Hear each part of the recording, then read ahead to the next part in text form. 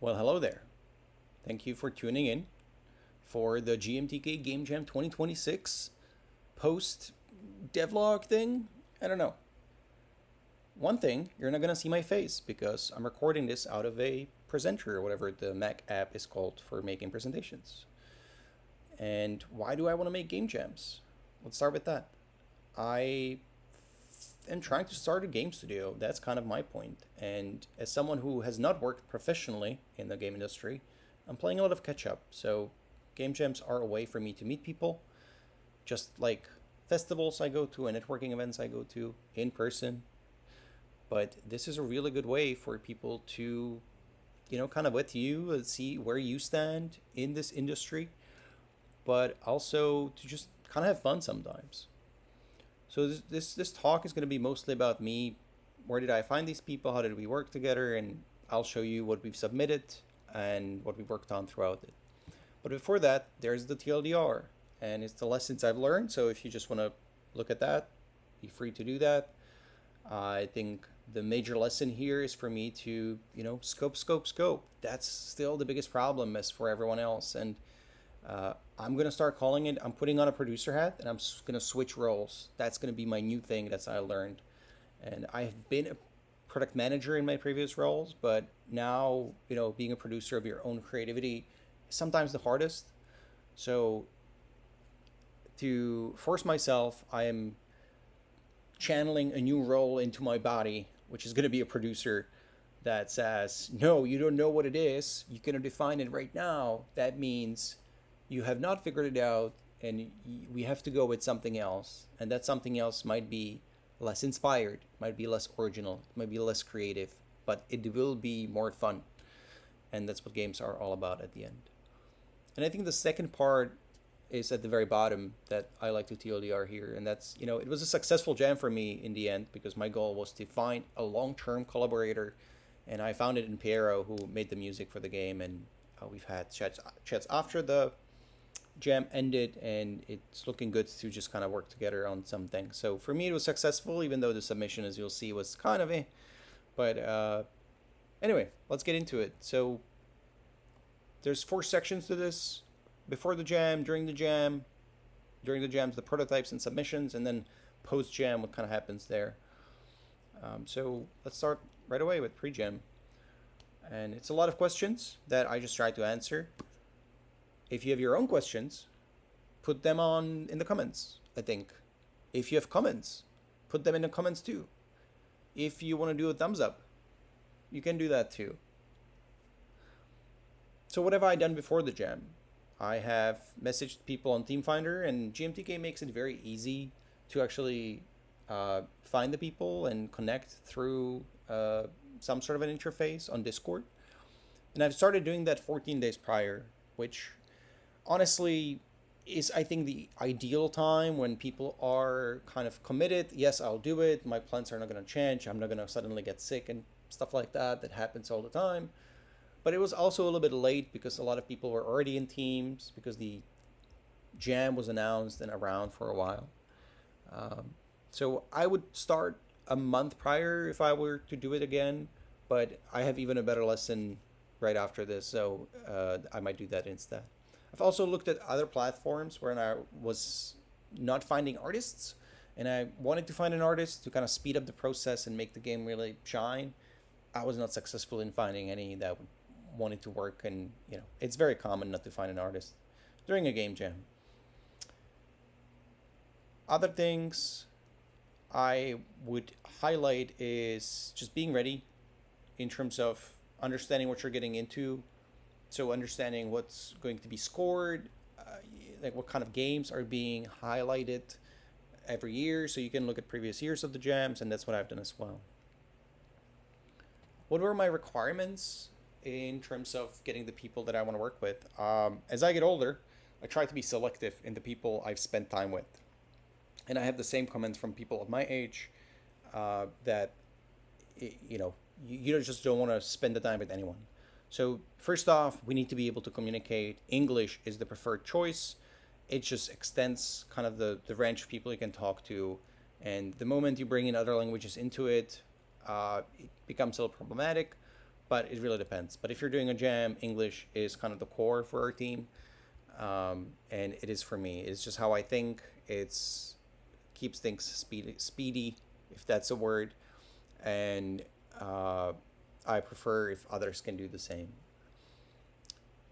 Everything else is kind of regular, I think, in terms of higher expectations and some technical requirements. The one thing for me is that I'm looking for someone who's not a hobbyist, and I'm looking for someone instead that's a long-term collaborator or wants to go full-time. And ideally, as I said, I'm trying to start a game studio, and they would want to join in that at any point. AI is the last note because we are living in an age where a lot of people are displaced by overvalued companies and they have ethical stances on it. My stance is it's a technology and I will use it for code because it works. I don't have the luxury of boycotting everything I can, even though I might not like some parts of it. For the art and music, though, I think it just doesn't deliver the quality that a human being can still do. And if I can use, like I've used in this jam, a musical person or musician, I will, and I have, right? Um, I actually have had joined the team during this jam, and I asked where do they stand on AI and code, and they were like, actually, we don't want to do that. I'm like, totally fine.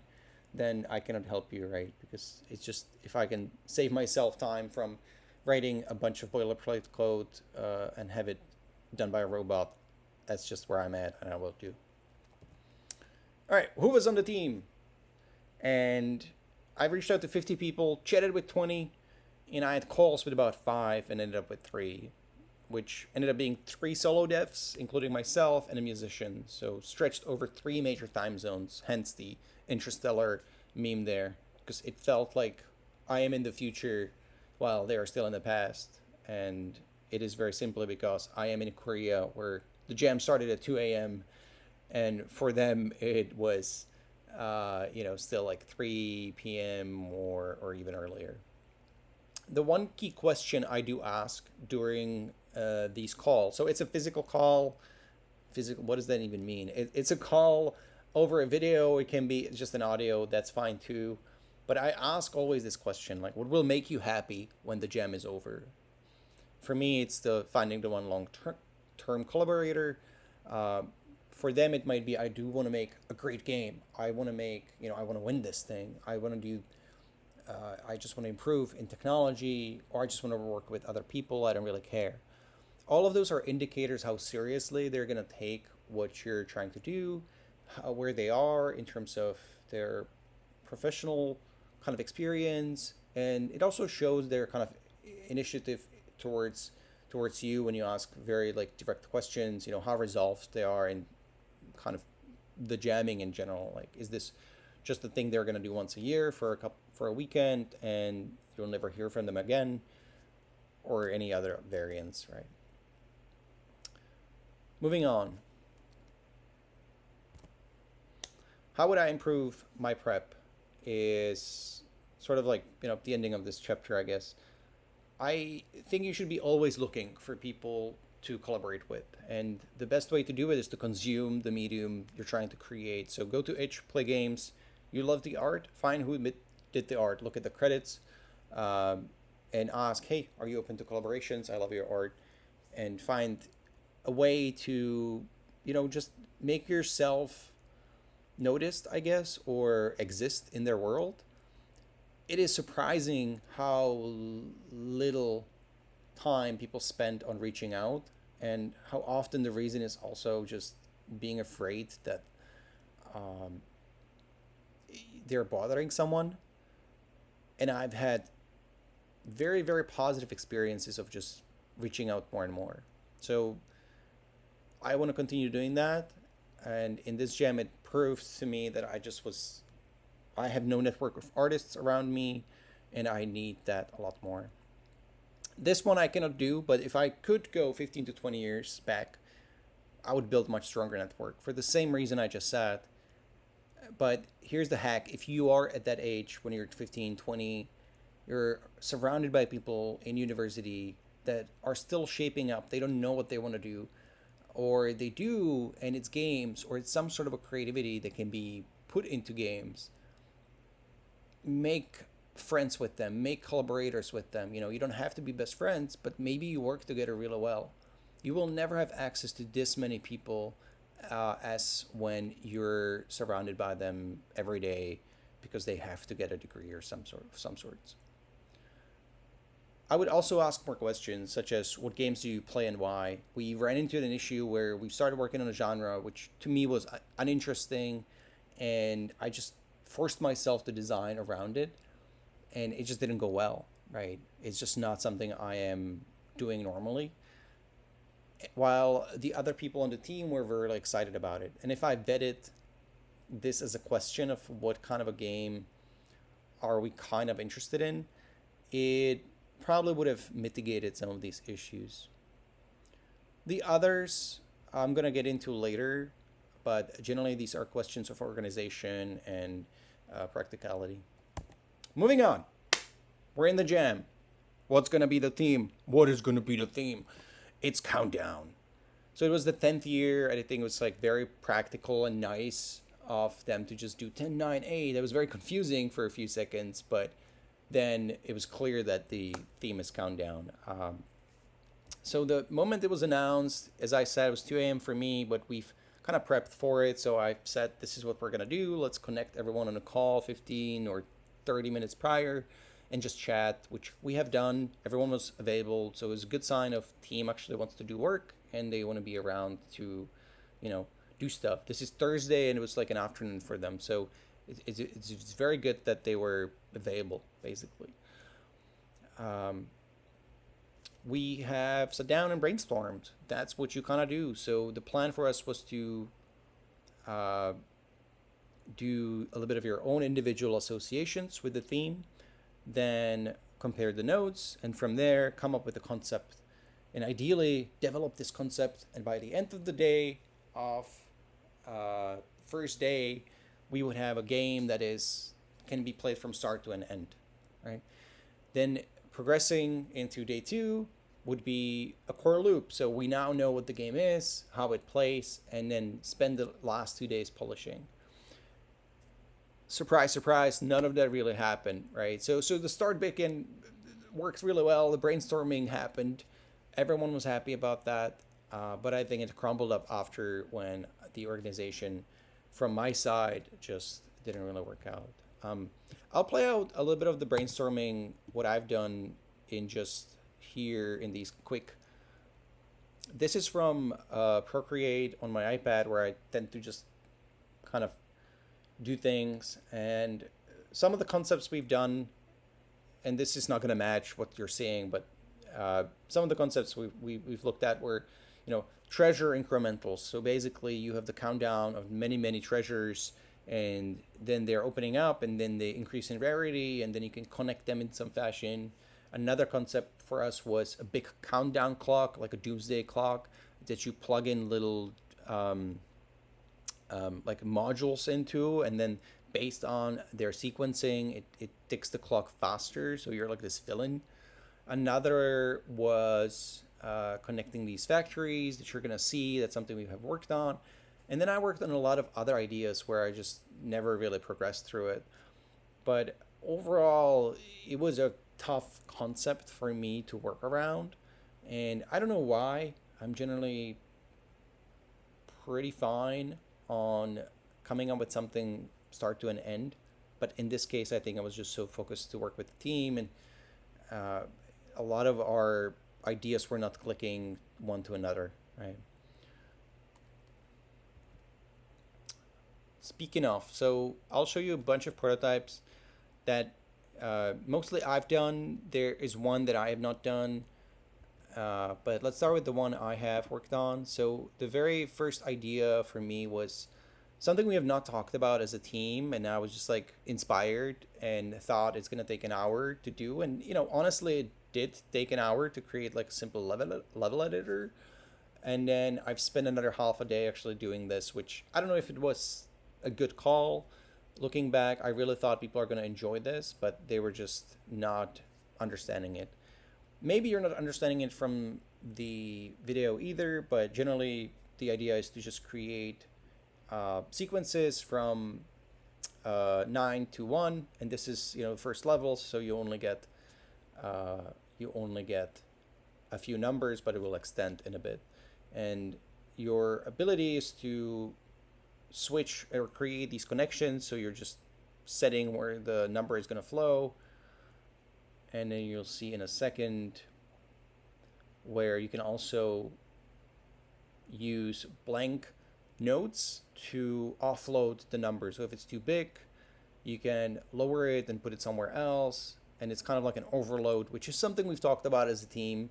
So I was very inspired by a lot of the loose ideas that came up to create something new.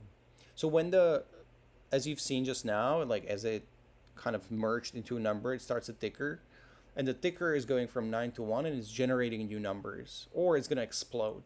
So that's what happened in the bottom right corner, that it just kind of exploded, and again now. So it kind of explodes into random numbers. So it was a weird mix of like I don't know if Sudoku is a thing to call it, but just a very thinky game of like a Minesweep reversed. There's a lot of ideas that I think weren't clicking. Like, what is this, right? But anyway, I made a bunch of levels in progression to explain the concept, and it just wasn't clicking. So people were not really excited about it, and we moved on.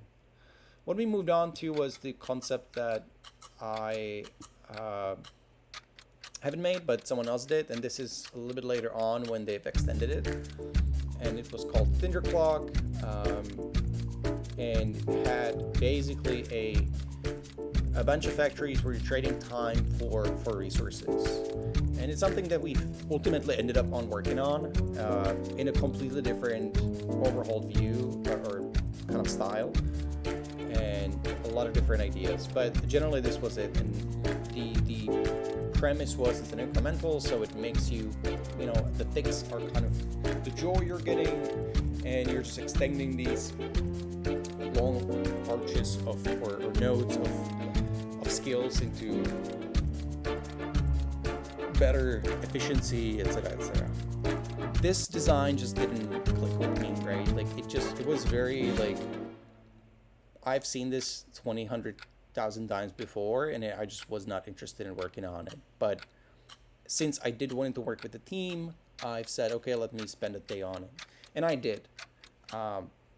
Before we get into that, though, there was one design in between that I've done in like an hour, which came out of me thinking Katamari Damacy, a big number in the middle, and you're like this creature, like a hive mind. They're like, you fall down on the planet Earth, and then you're spreading your tentacles, and you're like eating up people. And the theme of the countdown was, you're counting down the 10 billion people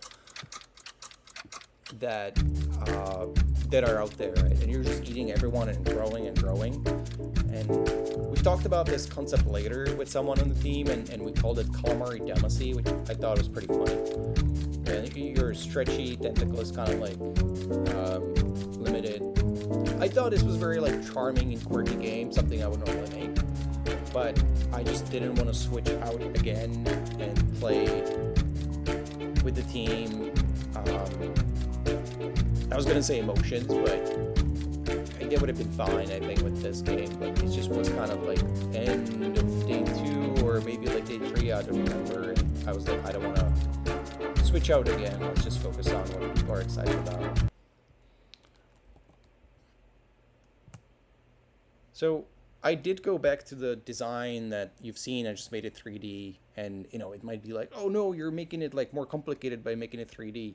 But really, there's a lot of cheat codes you can do when you're making a 3D game, and I enjoy those. So, the camera is one of them that you can have very kind of effective game feel or kind of juice by, panning the camera away, and you can still do simple graphics. On top of that, we didn't have a 2D artist on the team, but I can do decent 3D. This is not a presentation of it, but, it kind of does the job. And in this game, very much so, there you go. It just kind of extends into like a bigger and bigger field. And right now they're just kind of ticking up, but I was thinking maybe they would be ticking down, they would be producing different things, and the core of the idea that was presented by the team and that I wanted to help out with kind of remained.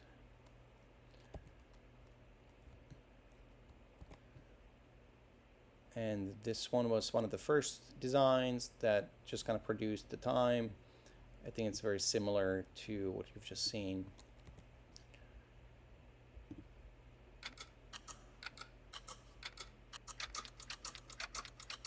No, there's a clock.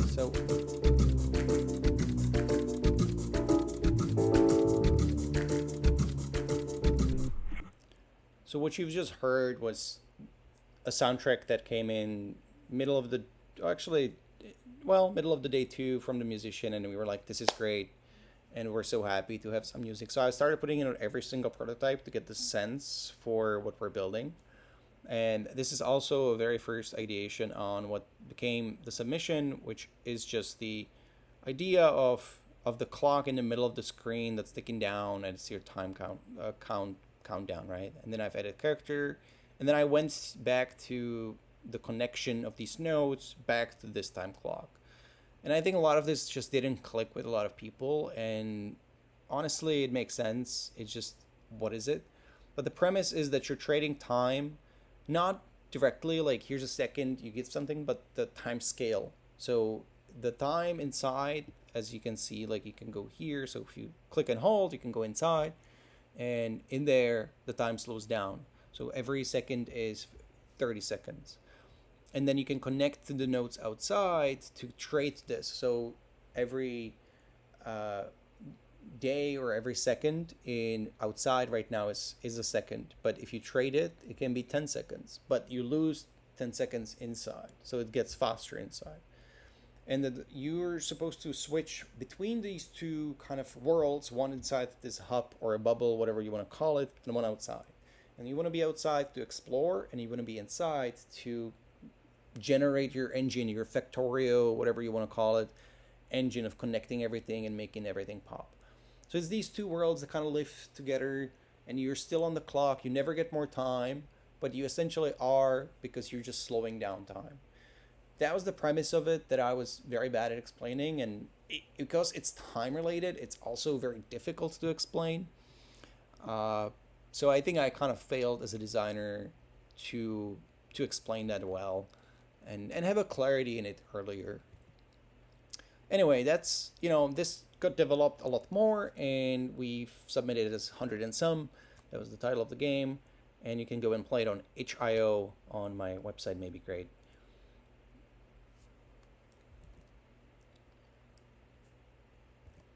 All right.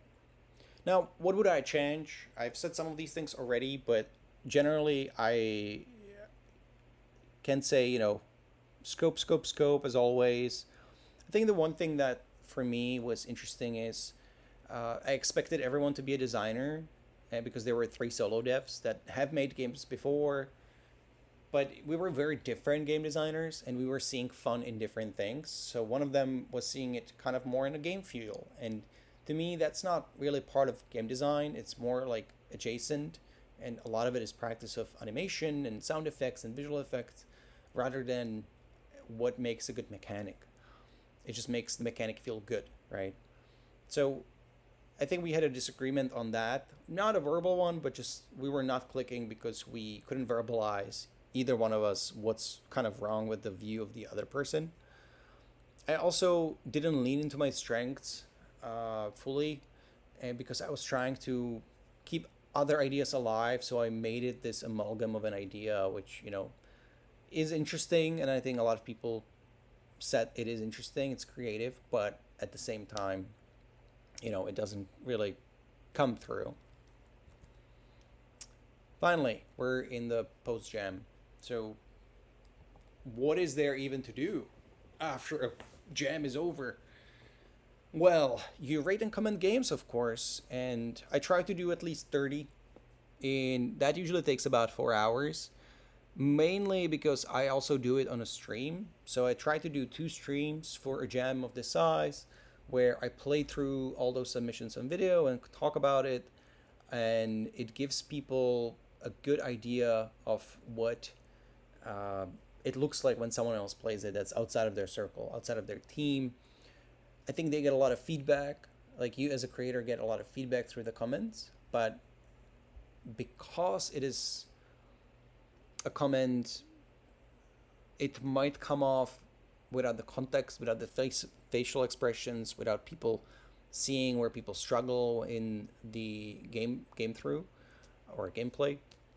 So I try to do it on stream for that reason, like with my face on it, with they see everything, and I try to talk through it as well, as if I was doing like a playtesting UX experience. Sometimes I go off a little bit too much and explain things that I should not be explaining, and do a bit of backseat designing, but I try my best to be positive during those. And then other things I do is just collecting the responses to and feedback on my game, right? And try to share with the team. Be like, hey, people like this, people didn't like that. And then speaking of the theme, I do want to get a feedback from them every time. So in this case, I did from every single one of them. I had calls with some of them and asked very direct questions. I think the best thing to preface this is always say like this is a one-way street.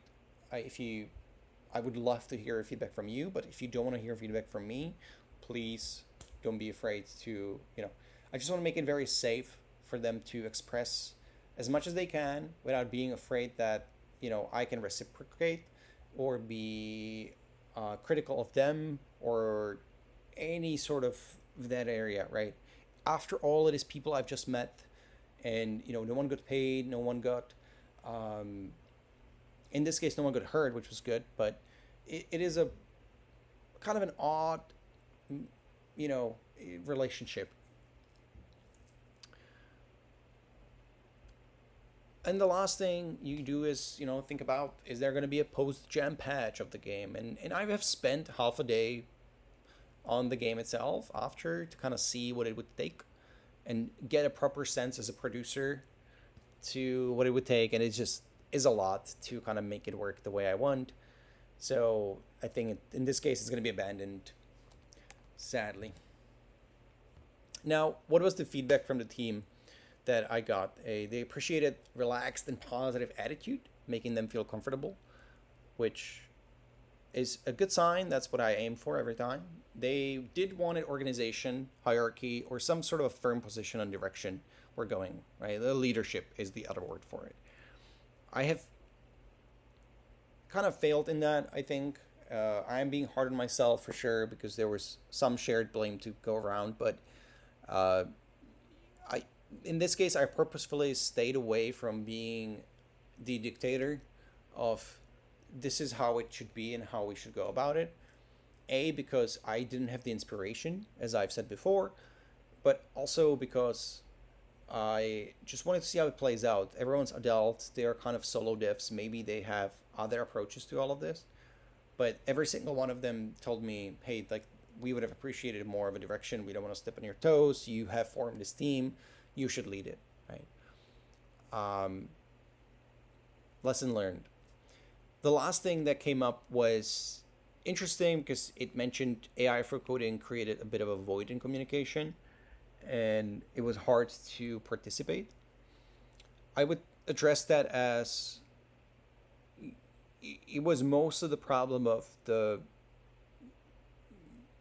problem, like the issue was not defined, right? The game was not defined. That was most of the problem. That why others couldn't participate. It wasn't anything with like, oh, AI is doing all the work. I do agree that with AI, I think there is this disconnect sometimes between people because we just kind of yell at the robots now and do this work and we'll see how it plays out. And it's an interesting change in the dynamics where I used to go to a programmer and I would ask like, hey, can you make a this function in this sort of a way? And they're going to be like, oh, I don't know, let me try it. And they would try it, and then I had to do it this way because it kind of led to very, very like nice mistakes sometimes, while the AI I think kind of doesn't do that. and it just creates a different dynamic. So I think for creativity, it is not hurting it, but it's definitely changing it. So it's something to be aware of for the next gen. Lastly, how did the game do? Not great, but not the worst. I think above average in audio and creativity is very fair. I think subpar in other areas as well. I do think we put a lot of polish into the early sections of the game to kind of explain it as much as possible, but it didn't play out for everyone as expected. And it doesn't have to be a fit for every single person. So um, that's totally fine. I think a lot of the artwork that's being here kind of bottomed out. I think it's the bottom 30%. Is just not having an artist on the team, and comparatively to other games, 100% is not, super, super beautiful graphics. And lastly, I did already say it at the start, but did I achieve my jam goal? And yeah, I have found a long term collaborator in Piero, and that's kind of, in the end, all I care about with the game jams right now. Along the other lessons, this was my goal. So, very happy. Well, this was it. I am happy if you have finished or watched through it. Even happier if you found anything valuable here. If you have, let me know in the comments, because I will not make more. I might make more, but I will not make more if you're not going to leave a comment and like. Up to you, but please do. All right. I'm going to sign off now, and I'll see you in the next one.